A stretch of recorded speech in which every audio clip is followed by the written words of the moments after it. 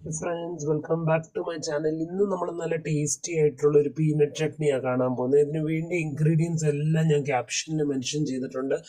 1 cup roasted peanut, Kashmiri chilli, വെളുത്തുള്ളി, കരിയാപ്പല, കടു. ഈ ചെറിയ ഇൻഗ്രീഡിയൻസ് വെച്ച് നല്ല ടേസ്റ്റി ആയിട്ടുള്ള ചട്നി ഉണ്ടാക്കാൻ വേണ്ടി ആദ്യം നമ്മൾ പാൻ എടുത്ത് ചൂടാക്കി അതിനകത്ത് ഗ്രൗണ്ട് നല്ല രീതിയിൽ റോസ്റ്റ് ചെയ്തെടുക്കാം. നമ്മുടെ ഗ്രൗണ്ട് നല്ല ബ്രൗണും ക്രിസ്പും ആയതിനു ശേഷം അതിനെ അടുത്തേന്ന് മാറ്റി അതിൻ്റെ തൊലിയെല്ലാം സെപ്പറേറ്റ് ചെയ്ത് ഇതുപോലെ ആക്കിയെടുക്കുക.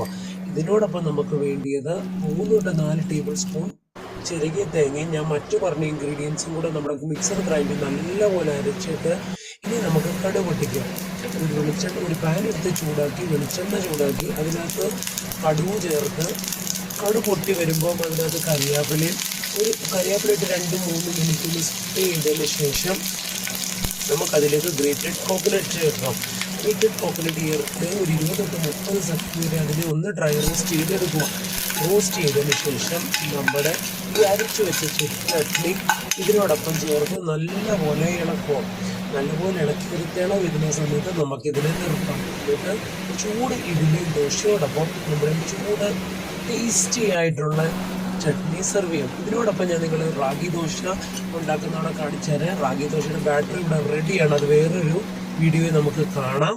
അപ്പം നമ്മളിതിനെ നല്ല രീതിയിൽ റൗണ്ടാക്കി എടുത്ത് അതിനോടൊപ്പം ഘീ പുരട്ടി നമ്മുടെ ഈ പീനട്ട് ചട്നിക്ക് ബെസ്റ്റ് റാഗി ദോശ കഴിക്കുക. കാരണം റാഗി ദോശ കുഞ്ഞുങ്ങൾക്ക് കൊടുക്കുമ്പോൾ അവർക്ക് ഈ ചട്നിയോടൊപ്പം നമ്മൾ സെർവ് ചെയ്യുമ്പോൾ അതൊരു സൂപ്പർ ഡ്യൂപ്പർ ടേസ്റ്റിയാണ്. അപ്പം എല്ലാവരും ഈ ഒരു റെസിപ്പി മസ്റ്റ് ട്രൈ ആണ്.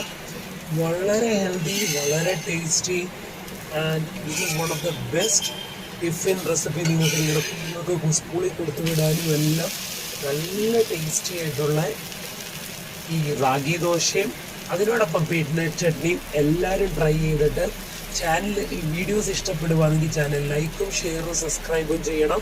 അതിനോടൊപ്പം സപ്പോർട്ട് ചെയ്യണം.